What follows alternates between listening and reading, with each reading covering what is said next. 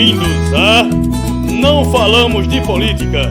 Com vocês, Joan Ramírez. Oh, crianças, bem-vindos a Não Falamos de Política. Quando eu trabalhava de garçom, acostumava dizer que odiava crianças. Sim, eu sei, tá feio. Mas não era verdade, sempre me dei muito bem com crianças de fato.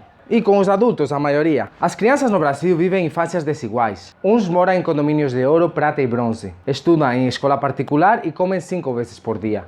Outras moram em ruas sem asfaltar, esgotos ineficientes, escolas sem quadros decentes. Tem coisas negativas em comum. Violência doméstica entre pais, objetivização das mulheres, comportamentos abusivos, alienação parental. Mas sem dúvidas, a situação está habitualmente pior para os que estão mais lascados, como sempre. Isso você e eu concordamos. A realidade da infância brasileira geral é preocupante. Sem ir mais longe, mais da metade dos estupros são realizados em crianças de 13 anos para baixo. E sobre isso, por muito que eu goste de comédia, não tenho como fazer piada. Como resolvemos isso tudo? A gente faz um aplicativo, criançafeliz.apk, deixa as crianças crescerem em paz.exe. A gente não tem as soluções, mas nós trazemos as perguntas para facilitar que você encontre as respostas. E isso sempre é mais fácil quando você escuta Marcelo de Brito.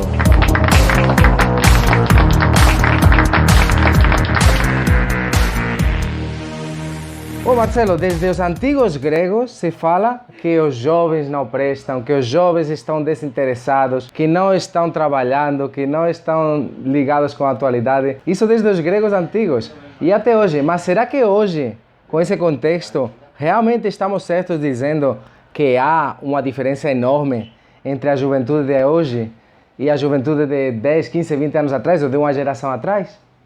Quanto à reclamação, ela é corriqueira, né? Essa reclamação, como você falou, o jovem não quer nada com a vida, não quer trabalhar. A reclamação que nós pensamos, ela é característica dessa sociedade moderna. Ela já vinha, essa reclamação, desde os gregos e até muito anterior, de que aquela geração não queria nada. Por quê? Porque sempre houve o grupo de vanguarda que segura, né, as velhas tradições, e o grupo novo, que traz essa ruptura com a geração anterior. Então, em todo momento da história, houve esse conflito de gerações que hoje é caracterizado pela geração Y, né? E a geração X... eu acho que é o que veio pela corta. Não, já está de moda. Podemos sair.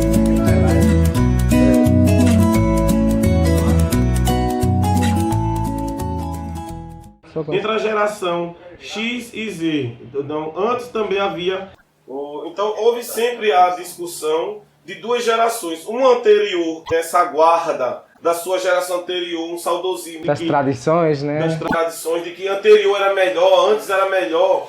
E depois a geração trazendo uma ruptura. Sempre houve isso. Sim, mas agora não é isso. Agora é uma ruptura real. Eu vejo... Nossas crianças hoje estão numa realidade, tirando a pandemia, que já multiplica isso, o efeito do choque, né, entre gerações, eles estão vivenciando uma realidade virtual, um mundo tecnológico, eles têm mais acesso à informação do que os próprios pais. Em que isso pode afetar o nosso futuro como sociedade? Isso é uma discussão futurista, que realmente não se sabe no que vai se dar. O que a geração nossa, mais velha, né?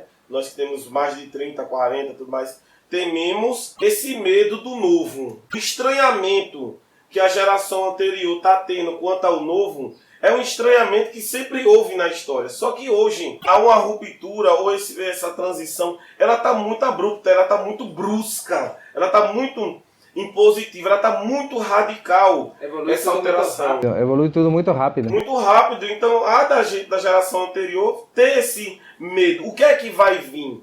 Outra, essa pandemia acelerou um processo que duraria ainda décadas aqui no Brasil, coisa que na Europa e em outros cantos já houve um desenvolvimento nessas outras etapas. Nós tivemos que aprender na marra, na tora mesmo, como se adaptar a uma nova realidade que nos é totalmente alheia, estranha a nós. Um mundo virtual, uma realidade aumentada, uma digitalização nos processos humanos. E quem está adaptando aí a tudo isso é a nova geração, a criança que já nasce com celular, uma criança com 3, 4 anos que já está com celular, que já está com tablet, que já está virtualizado. Quer dizer, eles já estão imersos dentro de uma internet e de um virtual, coisa que nós ainda estamos nos adaptando. Então isso nos assusta. Sim, tem algumas coisas. Aproveito essa fala dos tablets e tal para avisar a população, aproveitar esse espaço, de que criança com menos de 2 anos, se ele usa uma tela habitualmente, ela pode ter danos cerebrais e pode ter um envelhecimento precoce, ou seja, é muito preocupante ver como bebês e crianças usam tablet quando não é a idade de usar tablet, é a idade de contato físico, de conhecer a família, de se adaptar ao mundo que lhes é novo. Nesse contexto atual, a formatação das famílias é diferente. Não é, antigamente era mais tradicional homem, mulher, família, apesar que sempre houve famílias que não seguiam esse padrão de unidade familiar tradicional.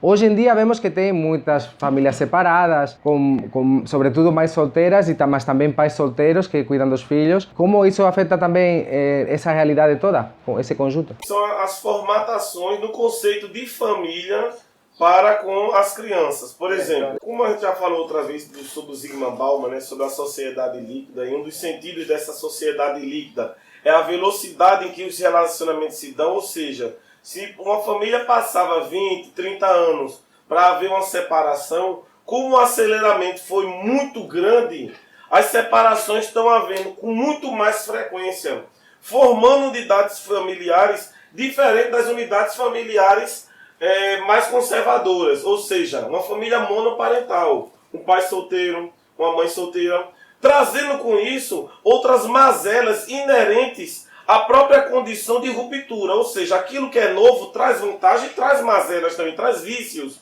Por exemplo, uma delas é a questão da alienação parental, outra delas é o abandono por parte do pai ou da mãe da criança. Sobretudo dos pais. Pais que fogem, todos conhecem. Infelizmente. Apesar que cada vez são mais pais cuidadores nesse mundo contemporâneo. Não está havendo, claro, um resgate dessa consciência do homem para com o filho. O filho não é da mulher. Mas é lento, essa mudança é lenta.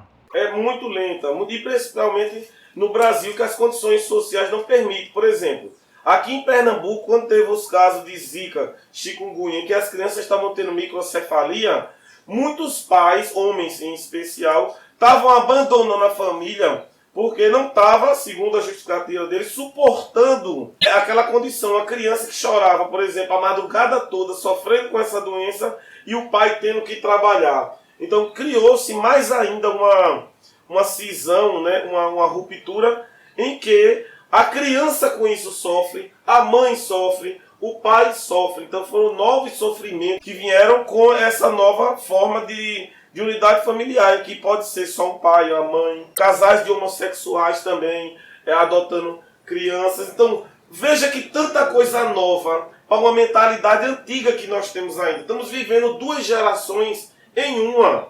Algo que ainda tem um mecanismo de permanência, como aquela concepção de parlamento, que algo permanece, não muda, e uma concepção de mudança que nem Heráclito. Então estamos vivendo esses 2 extremos dentro de uma mesma geração, e isso está criando um choque para as crianças, para os pais, para as mães, e infelizmente ainda não estamos sabendo lidar com tudo isso. É algo muito novo ainda para nós e se acelerando de uma forma muito rápida.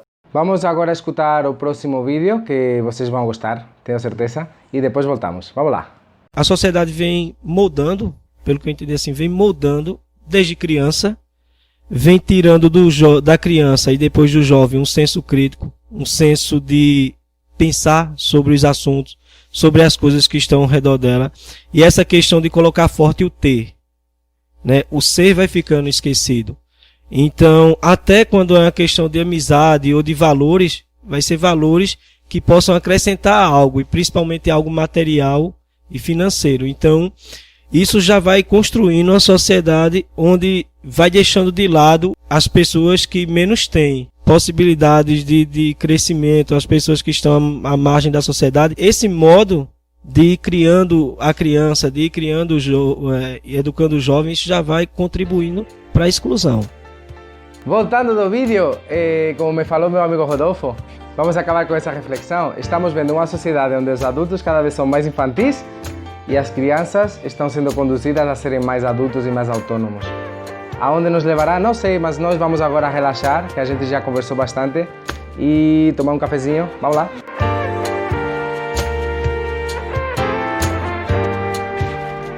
Marcelo de Brito, gravataense ilustre. A gente falou sobre crianças, eu falei da autonomia, mas talvez não é a hora de ter tanta autonomia, ou sim? Porque hoje, infelizmente, essa geração, né, que está dependendo ainda de uma geração anterior e o que foi tanto pregado, né, de que o que o pessoal sofreu não quer que os filhos sofram, acabou criando uma geração relapsa, uma geração descuidada, relaxada, né? E temos aí como consequência filhos com 40, 50 anos dependendo ainda de salários de pais. Pois é, e também é a sociedade capitalista que nos leva a essa situação. Enfim, vamos embora já. Obrigado por ter assistido até o final, como sempre. Muito obrigado mesmo, de coração, e a gente se vê. Valeu, valeu!